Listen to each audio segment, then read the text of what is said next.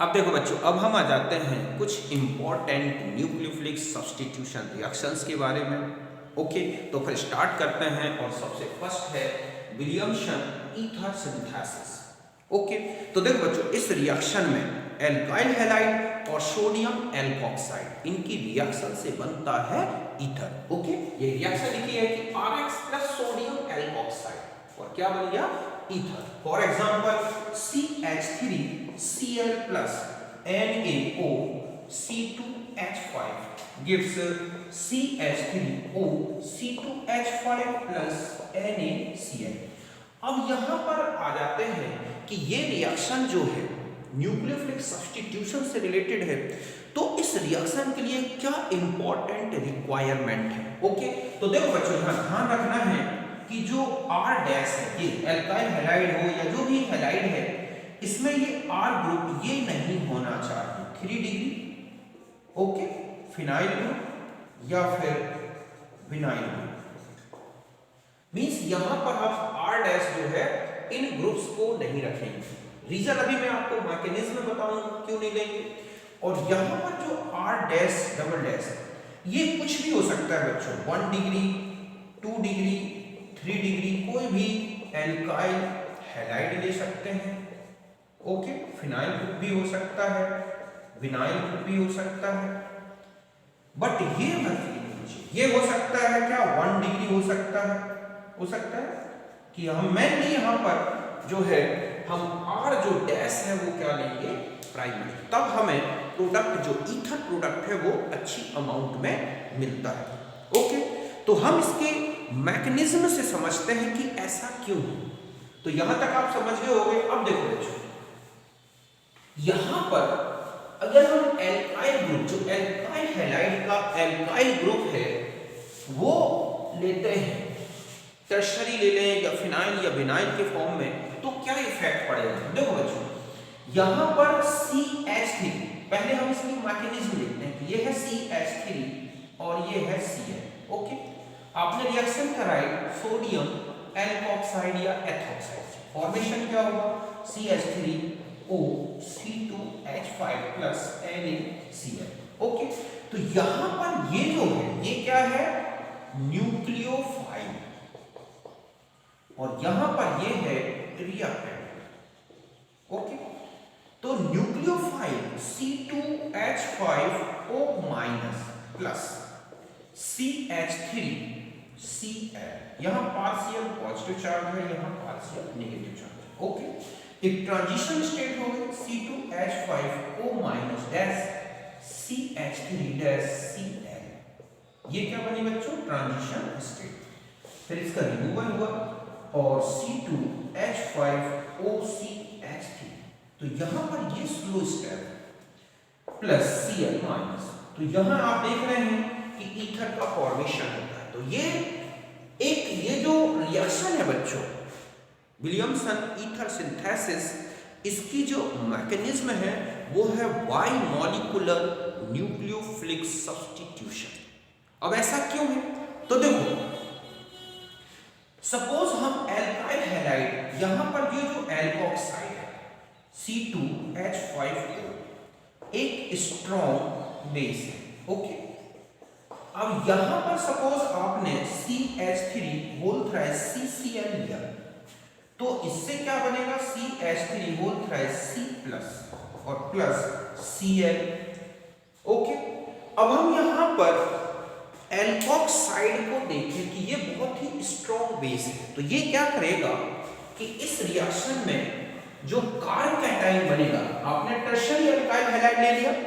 Okay, तो tertiary alkyl halide क्या होगा कि कार्बोकैटायन में चेंज हुआ। अब यहां पर जो एल्कोक्साइड आएगा ना बच्चों, इसके पास ये है, अब आपके पास CH3 और प्लस, तो ये इससे क्या करेगा, प्रोटॉन रिमूव कर देगा। ओके, यहां से क्या रिमूव कर देगा, प्रोटॉन, और ये बॉन्ड यहां आ जाएगा, तो ये क्या बन जाएगा, आपके पास C2H5OH plus CH2 double bond, ये बन गई आपकी एल्कीन। तो ये यहां पर क्या होगा, मेजर प्रोडक्ट। आप बना क्या रहे थे, ईथर, बन क्या गया, एल्कीन। सो ये मेथड इंपॉर्टेंट तो नहीं हुई ना विलियमसन ईथर सिंथेसिस। दूसरा रीजन, तो पहला रीजन तो ये है कि जो एल्कोक्साइड है वो एक स्ट्रॉन्ग बेस है। टर्सरी एल्काइल हैलाइड अगर हम इस रिएक्शन में लेंगे तो वो चेंज हो जाएगा कार्बोकैटाइन में। कार्बोकैटाइन प्रोटॉन को रिमूव करेगा और मेजर प्रोडक्ट क्या बन जाएगी, एल्कीन। तो जहां ईथर मिलना था वहां हमें क्या मिल रहा है, एक एल्कीन मिल रही है। और दूसरा रीजन अगर हम ये देखें कि यहां पर हमने एल्कोक्साइड लिया, सपोज वहां पर कार्बोकैटाइन का फॉर्मेशन नहीं हुआ, तो आप देखोगे CH3 और ये है CH3। ओके, अब यहां पर क्या होगा कि ये जो है एल्काइल हैलाइड है, तो यहां न्यूक्लियोफाइल को अटैक करने में बहुत ज्यादा, तो यहां पर एक स्टेरिक, ये क्या है बच्चों, यहां पर एक स्टेरिक हिंड्रेंस आएगा। ऐसे में ट्रांजिशन स्टेट का फॉर्मेशन रुक जाएगा, और जब ट्रांजिशन स्टेट ही नहीं बनेगी तो फिर कैसे ईथर का फॉर्मेशन होगा। तो आप समझ गए होंगे कि इस रिएक्शन में हमें प्राइमरी एल्काइल हैलाइड क्यों लेना होता है। प्राइमरी एल्काइल हैलाइड हम लेंगे तो इस तरह की कंडीशंस नहीं बनेगी। आपने देखा अगर हम टर्शरी यूज करते हैं तो एक तो ये कार्बोकैटाइन में चेंज होगा जो बाद में एल्कीन में चेंज हो जाएगा। सपोज अगर आप यहाँ देखें कि हैलाइड ग्रुप नहीं निकला और ट्रांजिशन स्टेट बनाने की हम देखें ट्रांजिशन स्टेट, तो ये क्या करेगा कि इसके साथ ट्रांजिशन स्टेट बना नहीं पाएगा, और ऐसे में स्टेरिक हिंड्रेंस आएगा, एक अम्ब्रेला की तरह फैला हुआ, इसको एंटर होने से रोक देगा। तो ऐसे में आप देखोगे कि क्या नहीं बन सकता है, आप इसमें ये ईथर का फॉर्मेशन नहीं हो सकता। एक तो ये हो गई कि आप टर्शरी लें तो क्या है। दूसरा आता है कि यहाँ पर हम एल्काइल हैलाइड की जगह फिनाइल क्लोराइड या वाइनिल क्लोराइड है, अगर हम यहाँ पर एक ऐसी रिएक्शन है कि ये है हमारे पास एल्कोक्साइड और C6H5Cl, तो नो रिएक्शन।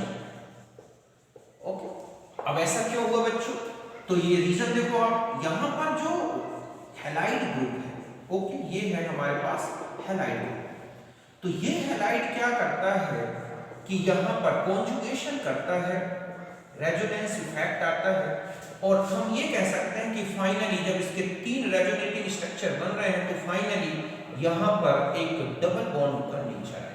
यहाँ क्या हो जाएगा बच्चों, डबल बॉन्ड कैरेक्टर है।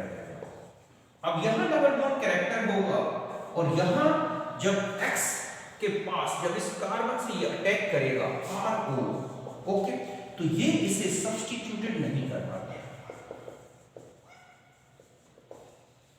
ओके, कि ये जो हैलाइड ग्रुप है अब ये एल्कोक्साइड से सब्स्टिट्यूटेड नहीं होगा एक नॉर्मल कंडीशन। ऐसा क्यों, क्योंकि यहाँ पर एक पार्शियल डबल बॉन्ड का नेचर है, बहुत हाई टेम्परेचर प्रेशर की कंडीशन होगी तब ये सब्स्टिट्यूशन होता है। एराइल हैलाइड में हम पढ़ेंगे न्यूक्लियोफिलिक सब्स्टिट्यूशन रिएक्शन। तो पहला रीजन तो ठीक है, तो आपने फर्स्ट देखा कि एल्काइल टर्शरी लिया जाए तो वो क्या कंडीशन बनती है।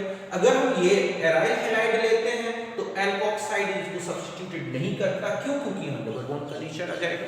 ओके, और देखो आप अगर हम यहाँ नेक्स्ट आ जाते हैं कि विनाइल हैलाइड लें तो क्या इफेक्ट पड़ेगा, तो यहाँ पर RO माइनस प्लस, यहाँ पर है CH2 डबल बॉन्ड CH और X, ओके, तो भी नो रिएक्शन बच्चों। ऐसा क्यों होगा, क्योंकि विनाइल हैलाइड जो होता है बच्चों बिल्कुल वैसे ही कॉन्जुगेशन करता है जैसे कि आपने एराइल हैलाइड में देखा, और ऐसे में CH2 minus CH double bond ये हो गया, या हम ये कह सकते हैं कि CH2 CHX, तो यहां पर भी एक क्या आ गया, डबल बॉन्ड नेचर। तो ऐसे में फिर RO जो है इसके पास अटैक करेगा तो नो सब्स्टिट्यूशन। ओके, तो ये कंडीशंस हैं कि अभी आपने देखा कि जो ईथर बनाना है हमें विलियमसन सिंथेसिस में, तो मैंने आपको जो रिएक्टेंट बताया उनमें टर्शरी एल्काइल हैलाइड नहीं होना चाहिए, फिनाइल हैलाइड नहीं होना चाहिए, फेनिल हैलाइड जो है, या फिर वाइनिल हैलाइड नहीं होना चाहिए, ये रीजन ही बताया। बट एल्कोक्साइड कुछ भी हो सकता है बच्चों, चाहे वो फिनॉक्साइड ले लें, चाहे टर्शरी ब्यूटॉक्साइड ले लें, आइसोप्रोपॉक्साइड ले लें, क्यों, क्योंकि वो तो एक न्यूक्लियोफाइल है, उसको ट्रांजिशन स्टेट बनानी है। बट ये ध्यान रखें कि एल्कोक्साइड में मींस यहां पर जो एल्कोक्साइड है इसमें CH3 के साथ सबसे फास्ट रिएक्शन होगी, फिर 1 डिग्री, फिर 2 डिग्री, फिर 3 डिग्री। क्यों? क्योंकि यहां पर स्टेरिक हिंड्रेंस जो है डिक्रीज होगा और SN2 का रेट जो है इसी ऑर्डर में क्या होगा, मतलब यहां पर स्टेरिक हिंड्रेंस इंक्रीज हो रहा है, ऐसे में आप चलेंगे तो SN2 का रेट भी क्या हो जाएगा, डिक्रीज हो जाएगा। तो हमें सबसे फास्ट इसके साथ, मींस ये जो ऑर्डर लिखा है बच्चों, ये किसका लिखा है, SN2 रिएक्शन की रेट का, कि सबसे फास्ट इसके साथ, फिर इसके साथ, फिर ये, मींस ये कुछ भी हो सकता है बट सबसे फास्ट रिएक्शन इसके साथ। ओके, यहां पर अगर हम देखते हैं कि ये है हमारे पास मिथॉक्साइड कि CH3ONA प्लस मैंने यहां पर ले लिया X और CH3 होल थ्राइस। ओके, एक यहां पर ले लिया CH3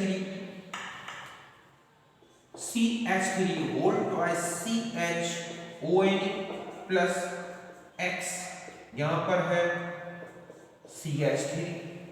ओके, फिर है C6H5ONA प्लस X CH3, फिर है C6H5ONA plus X C6H5ONA plus X CH double bond CH2।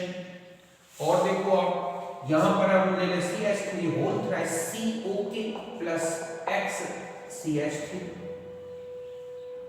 तो अब यहां पर आपसे पूछा जाए कि कौन सी रिएक्शन पॉसिबल है, किसमें ईथर का सिंथेसिस होगा, तो आप देखेंगे कि इस रिएक्शन में एल्कोक्साइड तो हमारा प्राइमरी है बट ये टर्शियरी है, तो रिएक्शन पॉसिबल नहीं है। यहां आ जाए हमारे पास आइसोप्रोपॉक्साइड है तो ये पॉसिबल है बच्चों, यहां पर ईथर का फॉर्मेशन होगा, मींस हमारा ईथर जो बनेगा वो होगा CH3 whole twice CHO CH3। यहां चले जाएं तो यहां पर हमने देखा ये भी ईथर का फॉर्मेशन हो जाएगा C6H5OCH3। यहां आ जाए बच्चों तो नो रिएक्शन, ऐसा क्यों? क्योंकि यहां पर आप देख रहे हैं हेलोएरीन है, हेलोएरीन में यहां पार्शियल डबल बॉन्ड नेचर होगा तो नो रिएक्शन। यहां पर आ जाए तो भी नो रिएक्शन। ओके, यहां आ जाओ तो ये पॉसिबल है बच्चों, ऐसा means CH3 whole thrice COCH3, ठीक है, ईथर का फॉर्मेशन होगा। तो फिर से सुने, विलियमसन ईथर सिंथेसिस एक न्यूक्लियोफिलिक सब्स्टिट्यूशन रिएक्शन है, ये SN2 मैकेनिज्म से होती है। ऐसा कोई भी एल्काइल हैलाइड जिसमें हैलाइड ग्रुप जो है पार्शियली डबल बॉन्ड नेचर रखता है या हम ये कहें कि वो टर्शरी नेचर रखता है, तो ऐसे में रिएक्शन विलियमसन सिंथेसिस नहीं होगी।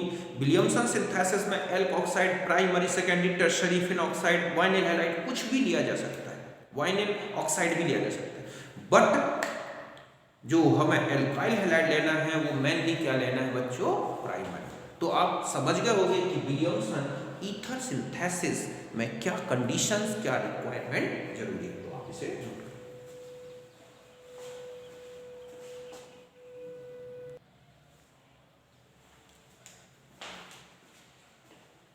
अब देखो बच्चों, अब मैं कुछ रिएक्शंस लिख रहा हूं, हमें देखना है कि क्या इसमें ईथर का फॉर्मेशन हो सकता है। तो देखो ये है हमारे पास टर्शियरी अल्कोहल, हमने उसकी सोडियम से रिएक्शन कराई, हमारे पास क्या प्रोडक्ट बनेगा, तो हमें यहाँ पर देखेंगे कि ये बन गया टर्शियरी, ठीक है, Na से रिएक्शन कराई, ये बन गया टर्शियरी ब्यूटॉक्साइड। फिर मैंने आपको यहाँ बताया कि CH3I है, तो देखो बच्चों ये तो कुछ भी हो सकता है, टर्शियरी ब्यूटॉक्साइड ये रिमूव होगा और इस तरह से हमारा ईथर ये बन जाएगा, तो ये रिएक्शन पॉसिबल है। यहां पर आ गए तो हमने देखा कि यहां पर CH3ONA है। अब आपने टर्शियरी अल्काइल हैलाइड दिया तो आप देखोगे नो रिएक्शन, मींस नो, हम ऐसा लिखेंगे नो ईथर फॉर्मेशन, बट क्या फॉर्मेशन हो जाएगा, एल्कीन बॉन्ड। समझ गए बच्चों कि इसमें क्या होगी रिएक्शन में, कि एल्कीन का फॉर्मेशन हो जाएगा। रिएक्शन तो होगी बट ईथर फॉर्मेशन नहीं होगा, प्रीडोमिनेंट प्रोडक्ट ईथर। यहां आ जाए तो यहां C6H5ONA, अब यहां पर ये है और ये है, तो यहां पर अब हम लिखेंगे नो ईथर फॉर्मेशन। समझ गए बच्चों, क्यों? क्योंकि यहां पार्शियल डबल बॉन्ड नेचर होगा, ये इसको सब्स्टिट्यूट नहीं कर पाएगा। जस्ट यहाँ आ जाए, यहाँ पर हम देखेंगे कि हमारे पास ये जो एल्कोक्साइड है तो ये फिनॉक्साइड होगा, फिर इसकी रिएक्शन से यहाँ पर बच्चों OCH3NO2 का फॉर्मेशन।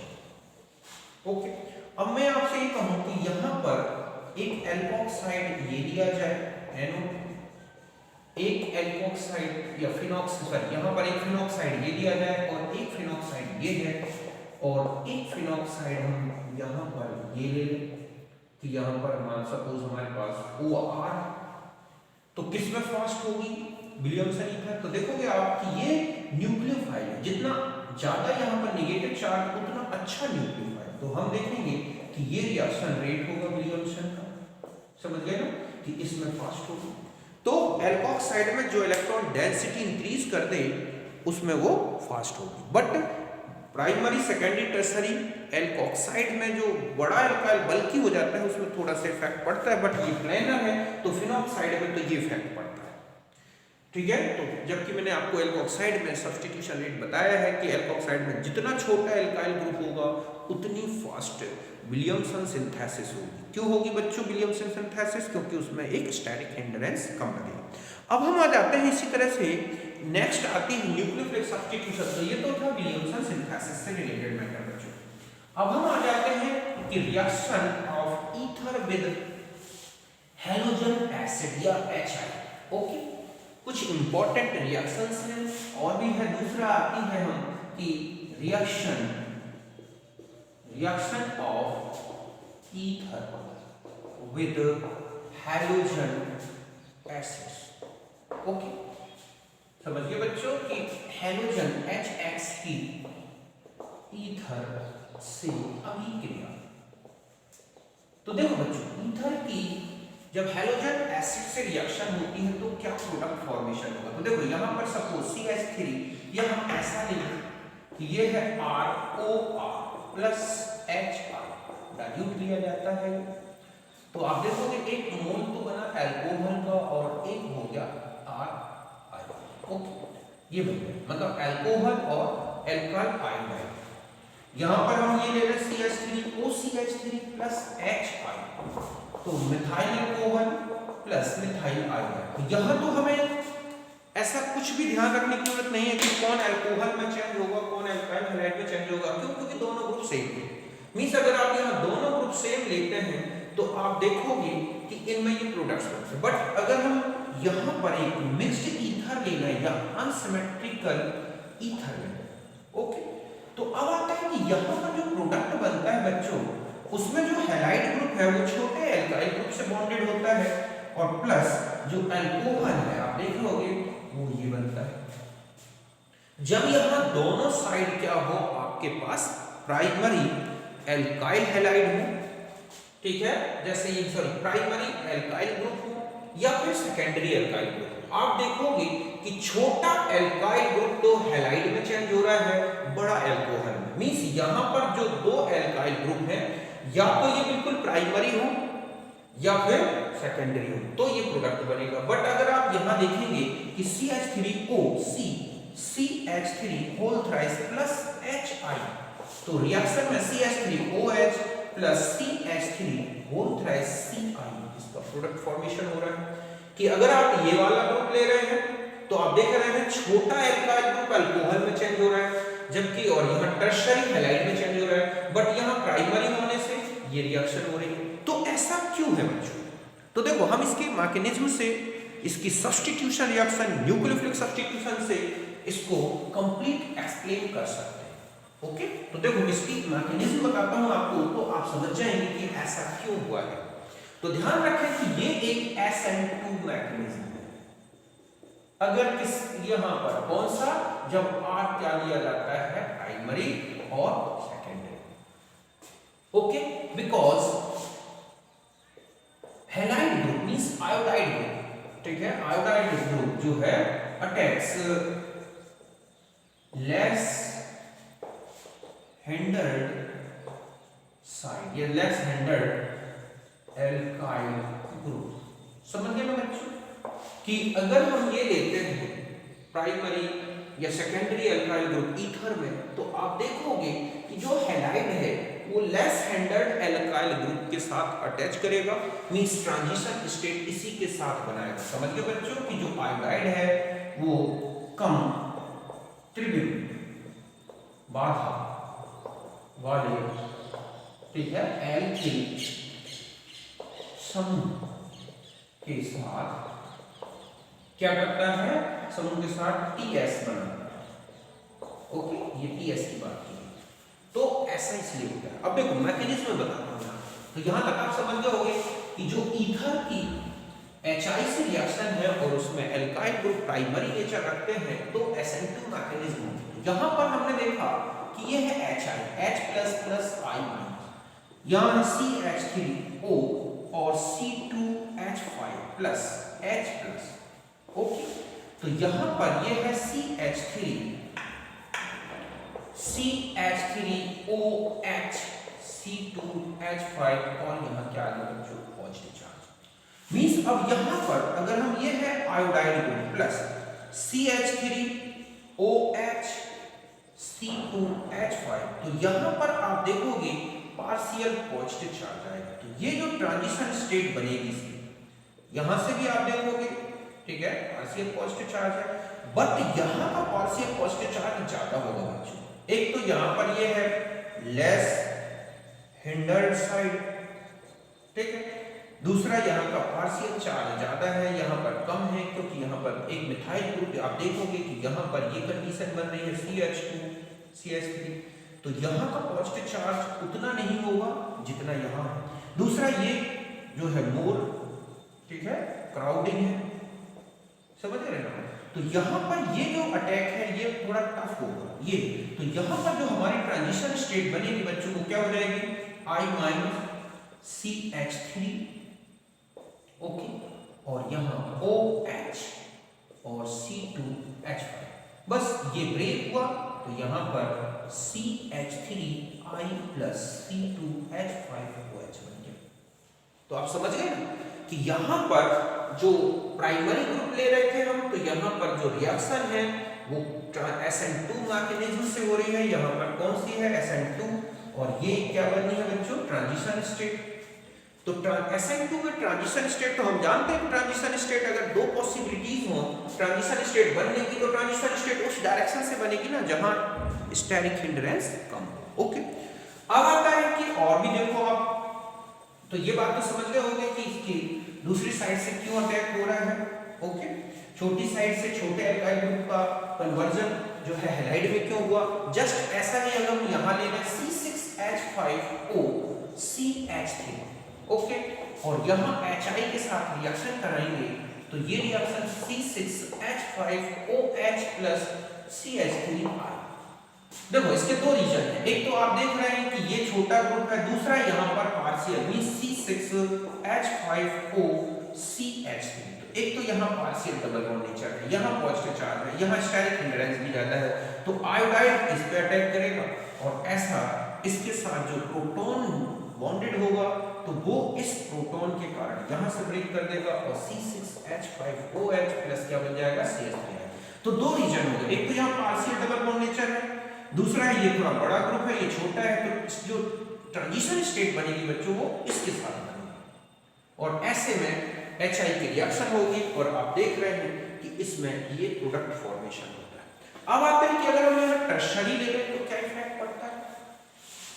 तो ध्यान रखें कि यहाँ पर ऐसी कंडीशन बनती है, suppose CH3O CH3 whole plus HI, अभी मैंने आपको बताया ये बन जाएगा प्रोडक्ट क्या, OH + CH3 होल CI। तो यहाँ ऐसा इसलिए हो बच्चों क्योंकि SN1 मैकेनिज्म हो। देखो कैसे कि ये है CH3O और CH3 whole plus H+ attack हुआ तो CH3OH positive charge CH3 whole. अब देखो यहां से भी बॉन्ड ब्रेकिंग हो सकती है यहां से, बट अगर यहां से बॉन्ड ब्रेकिंग होगी कि दो कंडीशन में कि एक ऐसा ले लें प्लस CH3 होल COH और एक ले लें CH3OH + CH3 होल C+, तो ये हाईली अनस्टेबल होगा, ठीक है, जबकि ये क्या होगा बच्चों, स्टेबल होगा। तो ये बॉन्ड ब्रेकिंग होगी और ये क्या बन गया, एक स्टेबल कार्ब कैटायन। बस अब इस कार्ब कैटायन में जब आयोडाइड आएगा तो हमारे पास जो प्रोडक्ट है वो यही हो जाएगा कि यहाँ पर फिर आयोडाइड इजीली क्या होगा, प्लेनर होने के कारण कार्ब कैटायन है तो ये बन जाएगा। तो आपने देखा कि अगर इस तरह का हैलाइड ग्रुप रख रहे हैं, सॉरी ईथर ले रहे हैं, तो यहाँ SN1 मैकेनिज्म दोनों साइड आपने देखा था, ये फ्लो कौन सा है 3 डिग्री, तो ये मैकेनिज्म होती है। ओके, अब हम कुछ इंपॉर्टेंट रिएक्शंस इन्हीं इसी HI के देख रहे हैं और उसमें हम देखेंगे कि कहाँ पॉसिबल है, क्या प्रोडक्ट का फॉर्मेशन होगा। यहाँ तक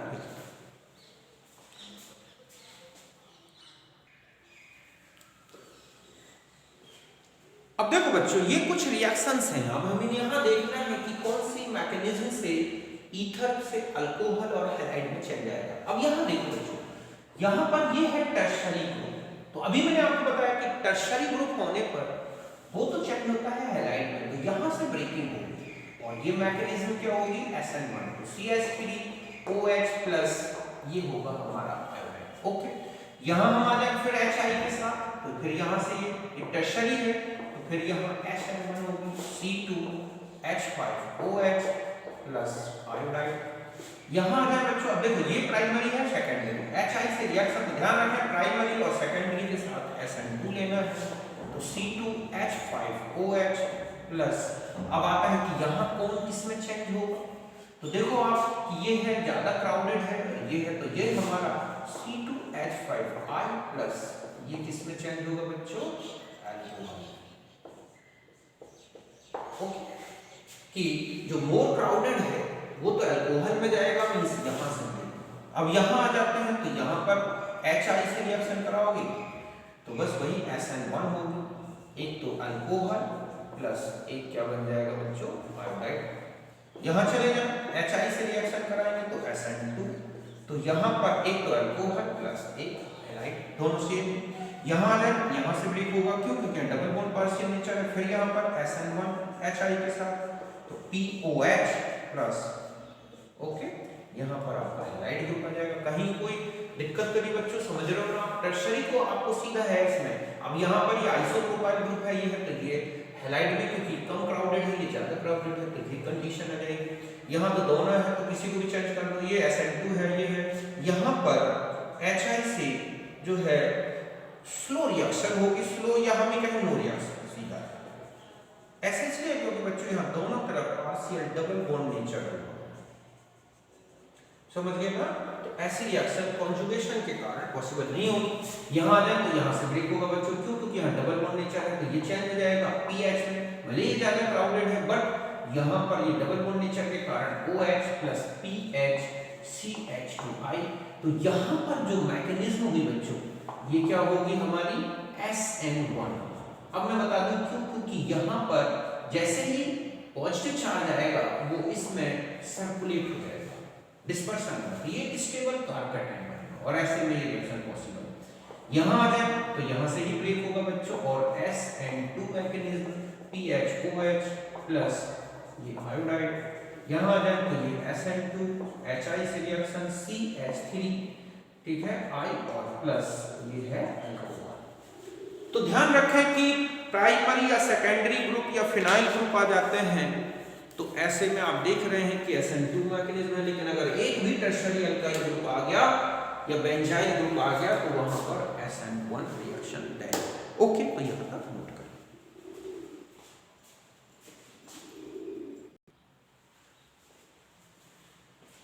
अब देखो बच्चों, अब हम एक और रिएक्शन में आते हैं और ये है डार्जन्स रिएक्शन। ये सबसे बेस्ट मेथड है एल्काइल क्लोराइड बनाने की।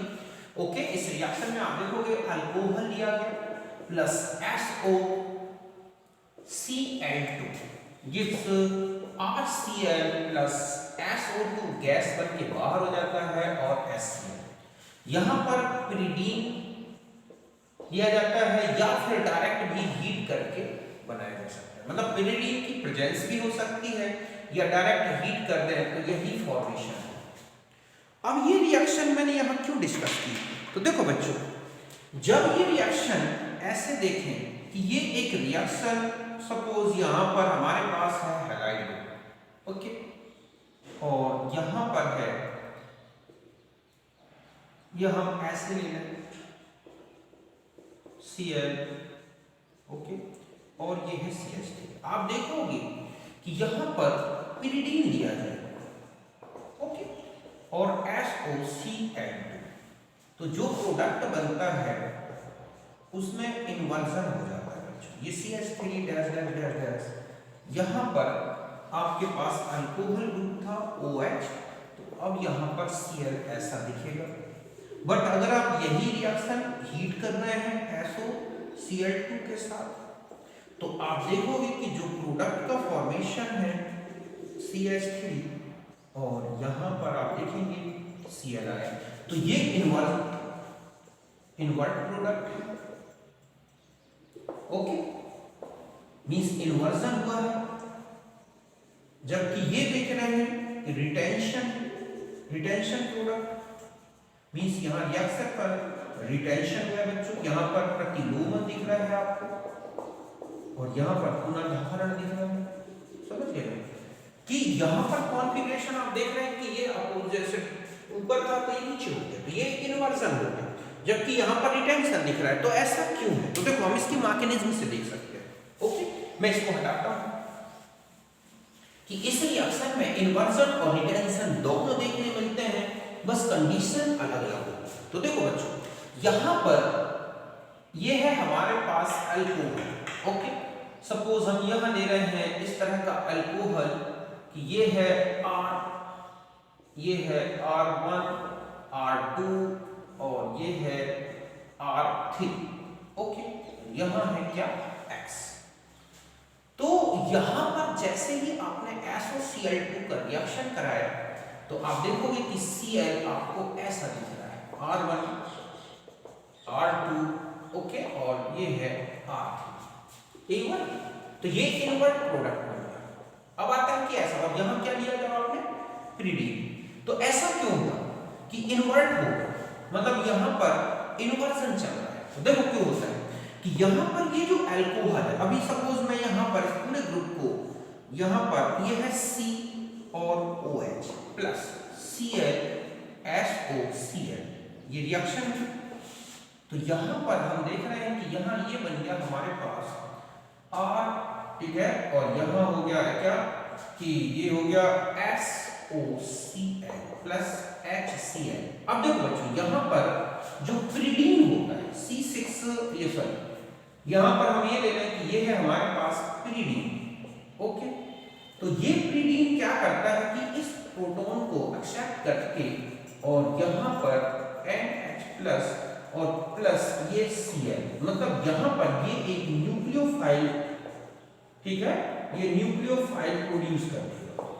अब क्या होगा कि ये जो Cl माइनस है, और यहाँ पर अभी आपने देखा कि ये है R1, ओके, ये था आपके पास R2, और यहाँ पर R1, और मैं इसको ऐसे ले लूं, ये था R2, ओके, यहाँ पर क्या है R2, और ये था आपके पास R3, और ये X।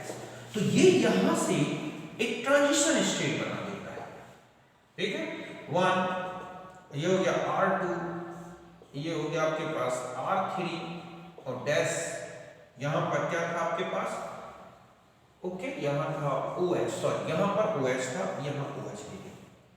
तो अब यहाँ पर ये OH और डैश यहाँ पर क्या है Cl, बस ये हटा, तो हमारे पास प्रोडक्ट हो गया R1, ओके, ये है R2, ये क्या है R3, और यहाँ पर Cl आ गया।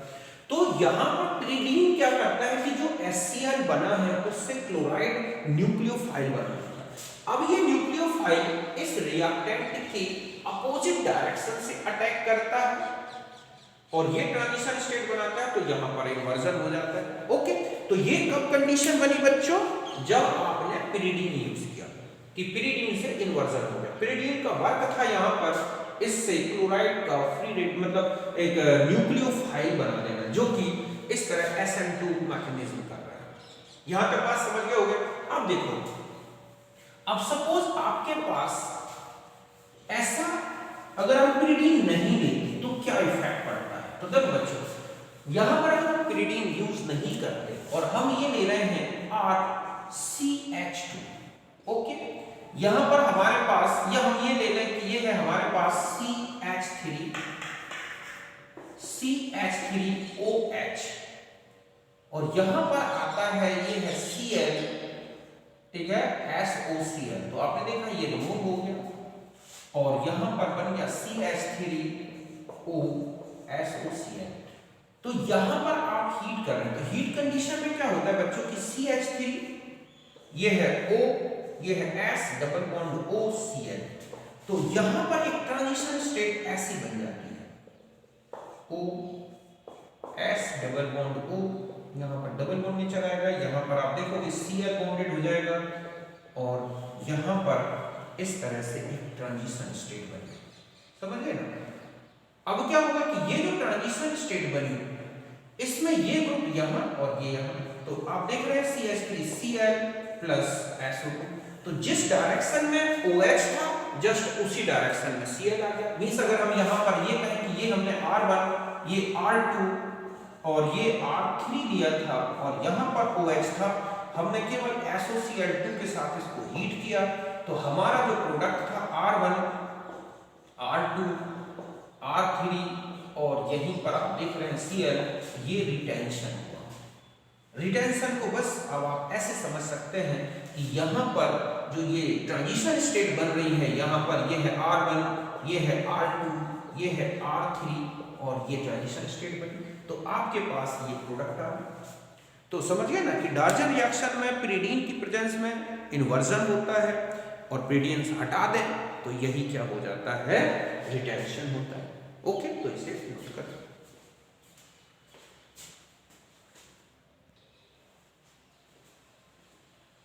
अब देखो बच्चों, नेक्स्ट है कि रिएक्शन विद PCl5। इसमें भी आप देखोगे कि यहां पर दो कंडीशन है, PCl5 और पिरिडीन। ओके, तो इनवर्ट प्रोडक्ट बनेगा, इनवर्ट प्रोडक्ट। और यहां पर अगर हम केवल हीट करेंगे और PCl5 लेंगे तो रिटेंशन दिखेगा आपको।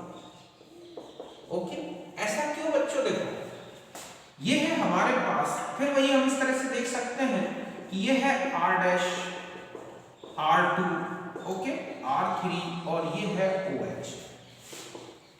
यहां पर Cl, P, Cl, Cl and Cl और Cl ऐसे, यहां से ये रिमूव हो गया। ओके, ये हो गया हमारे पास R1, R2, R3, यहां है O और ये है PCl4 प्लस HCl। अब यहां पर जैसे ही पिरिडीन आता है बच्चों, ओके, अभी मैंने आपको बताया कि पिरिडीन का वर्क होता है प्रोटॉन निकाल के और स्वयं किसमें इस तरह से प्रोटोनेशन हो गया इसका NH प्लस और प्लस यहां Cl फ्री हो। अब ये जो Cl फ्री हुआ ये अटैक करता है इस कंडीशन। तो ऐसे में क्या होगा कि जो हमारी ट्रांजिशन स्टेट बनी वो ये हो गई कि R1, R2, R3 dash dash O और यहां पर PCl4। बस अब क्या होगा कि जैसे ही यहां पर आप ऐसे ले लें Cl, Cl, Cl और भी Cl, तो ये बॉन्ड यहां आ गया और इधर आ गया, तो आपने देखा कि ये बन गया R। ओके, ये है R2, R3 और यहां पर क्या आ गया बच्चों, Cl और यहां पर SO2, सॉरी यहां आपका जो ब्रेक होगा वो बन जाता है Cl minus plus POCl, POCl3 stable होगा। तो ये रिएक्शन का प्रोडक्ट हो गया। तो आप देख रहे हैं कि जिस डायरेक्शन में OH था उसके अपोजिट डायरेक्शन में जुड़ा दिख रहा है। तो जब आपने पिरिडीन यूज किया तो इनवर्ट प्रोडक्ट, मतलब ये जो आपके पास मिला ये है इनवर्ट प्रोडक्ट। ओके, अब मैं आपको बताता हूं कि यहां पर हमने किसका यूज किया, PCl5 को ओनली हीटेड किया।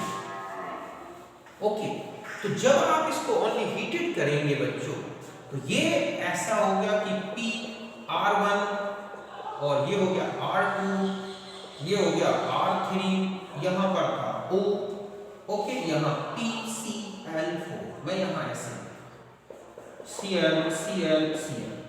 अब क्या होगा कि इसकी एक ट्रांजिशन स्टेट बन जाएगी। आगे जैसे ही हम हीट करेंगे तो ये हो गया हमारे पास क्या, सॉरी यहां पर C था, तो यहां C, R1, R2, R3O यहाँ से Cl बॉन्डेड होगा बच्चों। ओके, Cl Cl Cl और ये इस तरह से बॉन्डेड होगा। तो यहाँ पर ये जो नेचर है ये, तो ये पूरा हटेगा यहाँ से और Cl इसके साथ आ जाएगा। तो आप देखेंगे कि जो हमारे पास प्रोडक्ट बना ये R2 R3 और यहाँ Cl प्लस POCl3। तो यहाँ आप देख रहे हैं कि ये प्रोडक्ट बन गया। तो यहाँ पर चूंकि पिरिडीन नहीं था तो क्लोराइड न्यूक्लियोफाइल नहीं बना और ऐसे में ये हमारा एक रिटेंशन प्रोडक्ट आ गया जिस डायरेक्शन में OH था वही। तो बिल्कुल ध्यान रखें कि जो डार्जन रिएक्शन है और PCl5 से जो एक रिएक्शन है ये सिमिलर नेचर शो करते हैं, पिरिडियन की प्रेजेंस में इन्वर्जन और एब्सेंस में रिटेंशन। तो समझ गए होंगे बच्चों। तो यहाँ तक कुछ इंपॉर्टेंट न्यूक्लियोफिलिक सब्स्टिट्यूशन मैंने बताया। वैसे हम हर एक चैप्टर में हर एक रिएक्शन के मैकेनिज्म देखेंगे, अच्छी तरह से एक एक करके समझेंगे। ओके, तो फिर मिलते हैं नेक्स्ट वीडियो में, तब तक के लिए बाय, नमस्कार, थैंक यू।